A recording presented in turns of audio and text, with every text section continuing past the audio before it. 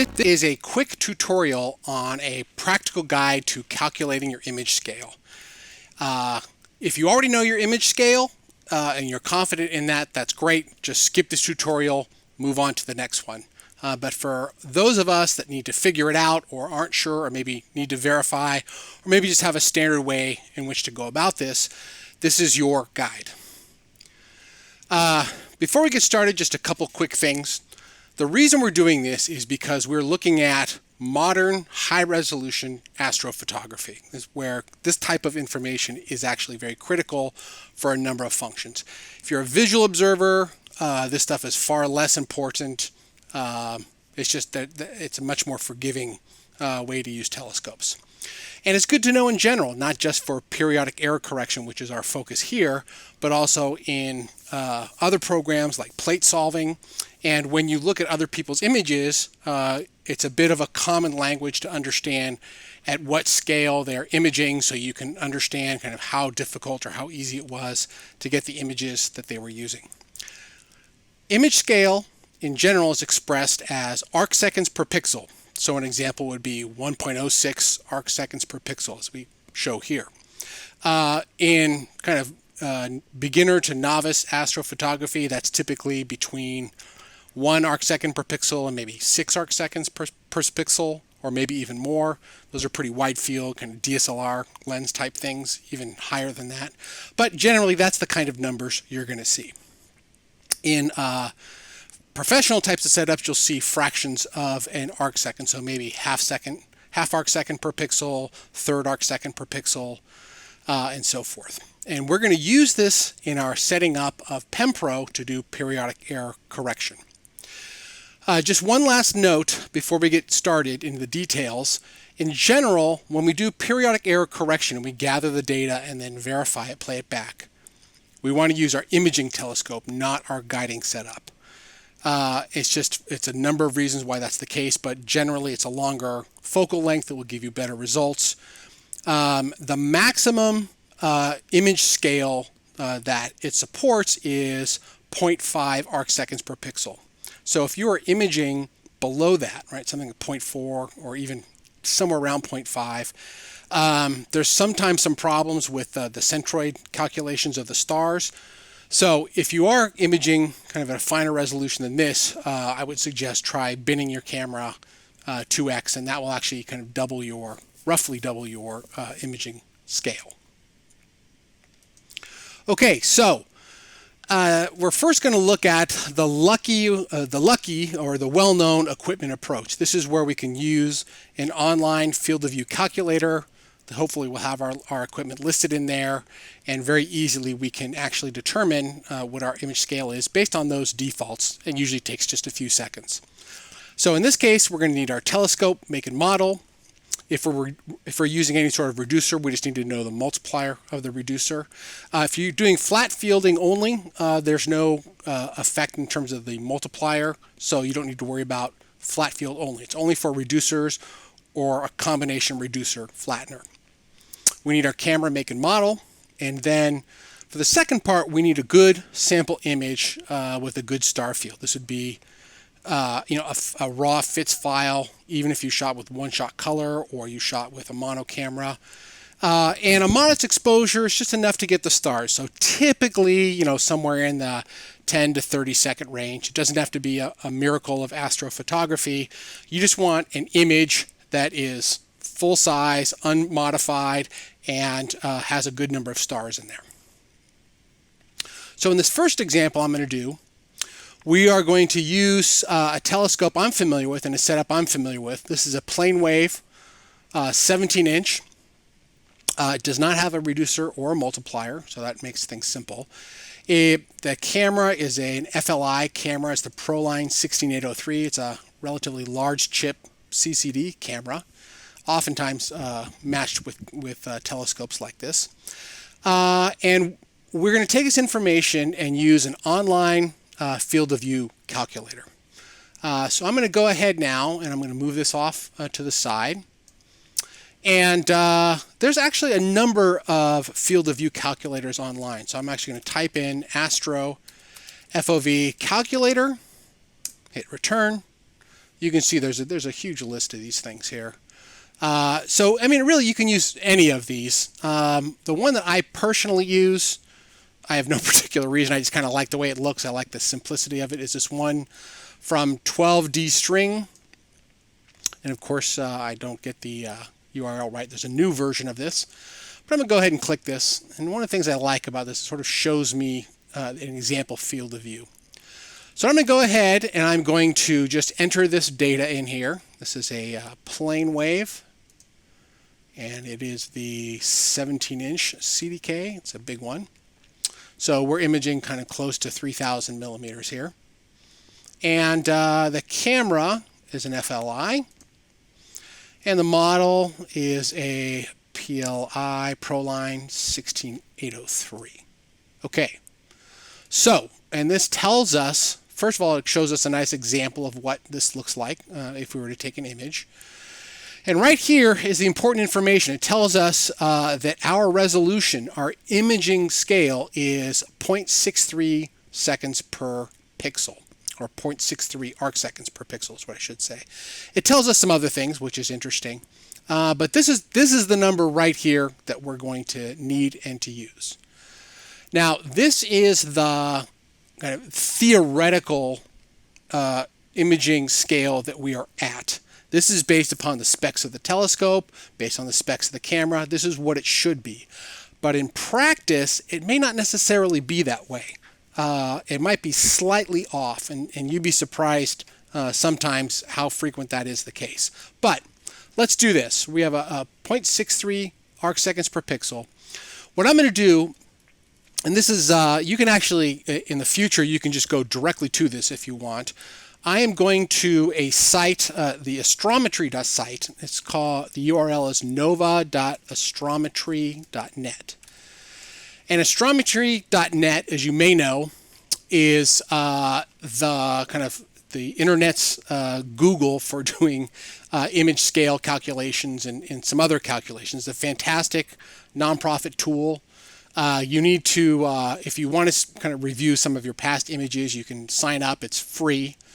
But I'm going to go to the upload area, and I have an image that I want to use here. And if I can, let's see if I can do this. So this is an image of M83 Southern Pinwheel, and just to show you kind of, whoops, sort of this is a little bit big. It's coming up on my other monitor, but let me see if I can zoom out. Here we go. So it looks something like this. Again, kind of messy. There's got a lot of vignetting. It's not been flat filled. It's not been corrected at all. It's just right off the camera. But it's got a nice series of stars in here. So I'm going to go ahead and I'm going to use this one. Just move it off to the side here. And I'm going to click Choose File. I'll paste this in. Here is the one that I want to use. And I'm going to go ahead and upload this. And you can see down here in the lower corner, it's talking about uploading. It's going to take a little bit of time. But essentially what it's going to do is it's going to upload this image and it's going to perform a function called blind plate solving.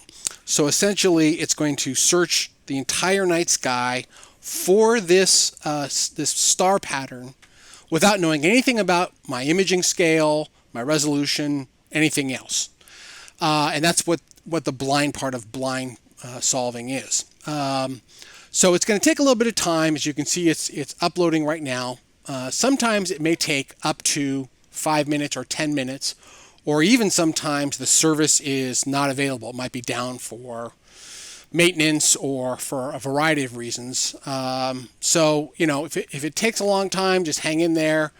If it kind of craps out or doesn't work at some point, you know, you might need to try a different day. But it's a fantastic resource, definitely worth bookmarking.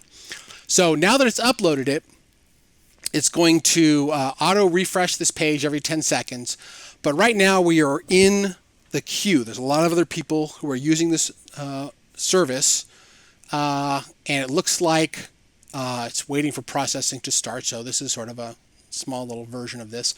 I'm going to go ahead and cut this and then kind of wait for it to finish processing, and then I'm going to show you the results.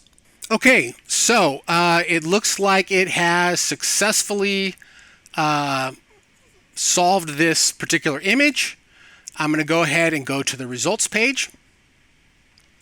And in addition to showing me the information I'm interested in, it'll show you all kinds of other information, the identification of the star, identification of M83 here, which is a southern pinwheel galaxy. If there's other smaller galaxies, it would show those as well. But the important part is over here, right under pixel scale, which is our image scale. It says 0.635 arc seconds per pixel. And I think on the previous one, it was 0.63. So this is a little more accurate, but by and large, they agree with each other. So that's a good thing to see.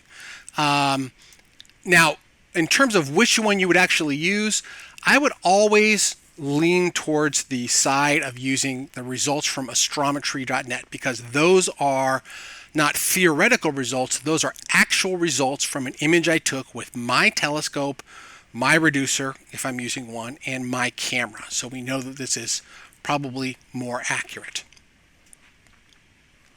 Now let's go back and let's say, for example, that we're in the situation where some of the equipment that we have is just simply not available as the defaults. That's okay, because we're going to take the mystery equipment approach, where instead of actually choosing something, we're actually going to type in the values. So in this case, we're going to need our telescope focal length in millimeters. And again, I want to point out this is not the same as the aperture of the telescope. So if it's a 6-inch telescope, that is not the same as the focal length. We are going to need the aperture separately. I actually believe this is a mistake here. It should be expressed in millimeters, but if you have it in inches, you can just do a conversion to millimeters.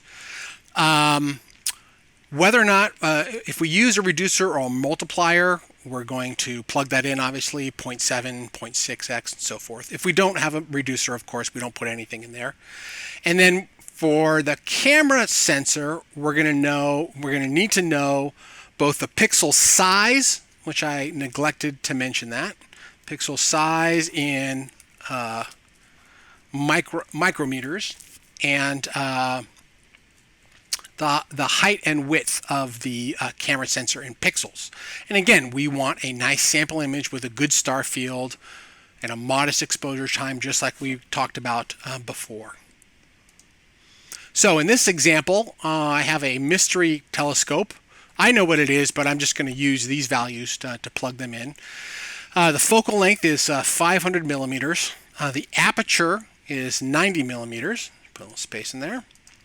I'm actually using a reducer, and it turns out this reducer is a little bit kooky. It's a 0.81x reducer. So I think the field of view ends up being the focal length ends up being closer to about 400 millimeters, but we'll see here in a second what that looks like. And in terms of the camera sensor pixel size and the sensor height and width, my pixel sizes are 4.63 UM per pixel, and that the total number of pixels I have is 4144 by 2822. Again, I know what this camera is, but we're going to pretend that we don't. So let me just move this off to the side here. I'm going to go back here. Hopefully I can just refresh this. Yes, and we'll going to be able to start over. So now I'm just going to type in these values. Choosing the telescope and choosing the camera were defaults, sort of put in some values for me, but here I'm actually going to type it in. I'm sorry, my aperture is 90 millimeters. My focal length, what did I say, was 500 millimeters. And I am using here a 0.81 reducer. And in fact, it says my effective focal length over here is 405 millimeters, which sounds about right. I think that's what it was. My pixel scale is 4.63, and my image size is 4144 by 28. Oops, gotta click this here. 2822. Okay. So the resolution, the theoretically calculated one based on the data I put in here, is 2.36 arc seconds per pixel. Okay, so what does it actually look like when I plug this value in. So I'm going to go back here to astrometry.net. I'm going to click upload here. And I actually do have, so let me just show this to you real quick. So I do have an image from this set up. I'm going to use, let's just pick this one here. And this is actually a pretty dim image. It's about 3 minutes from a one-shot color camera. So again, it doesn't have to be a miracle of astrophotography, but you do want to have a nice rich star field and some reasonable signal to noise ratio. You don't want it to be just all clouds or anything like that. So we are going to close that out. We're going to take this information. We're going to choose the file. And here it is. I'm going to pick 76. And again, here we are going to upload this file. And it's going to go through the same process, so I will skip ahead, but we'll take a look at the results here once it's uploaded and solved. Okay, so it's finished processing my image. It was successful in its solve. I'm going to go ahead and go to the results page. It didn't look like the annotation worked very well, but that's okay. And again here, we're scrolling down, here is my pixel scale. Now this is interesting. So this says 2.33 arc seconds per pixel, and according to my FOV calculator, it should be 2.36. So it's interesting. There are small differences in either the manufacturing or the tolerances or who knows what, but there are going to be small differences in the pixel scale. And when I'm faced with a comparison of the two, I always lean towards the astrometry.net results because, again, those are actual results based on my camera and my telescope and so forth. And an FOV calculator is going to be close, but again, that's based on the theoretical image scale and resolution rather than the actual one for my particular setup.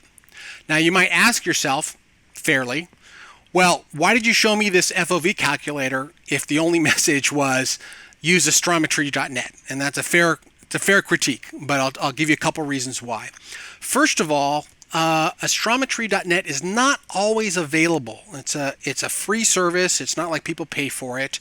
So sometimes it's been down for a day or two or an evening, and it's just when I need it. So it's not always available. The second thing is, in order to use it, you actually need an image from the scope and the camera. Sometimes I will actually do calculations just to figure out maybe what different telescope I want, or maybe if I'm looking at an upgrade, if I do this and combine it with that camera, what is kind of roughly the image scale. So this allows me to kind of trial different telescope and camera combinations, or even if I don't own them, and just to see what that image scale and image resolution might actually look like. So that's a quick way to do it. I hope this is helpful to you. We're going to move on now and go to the next step in terms of periodic error correction.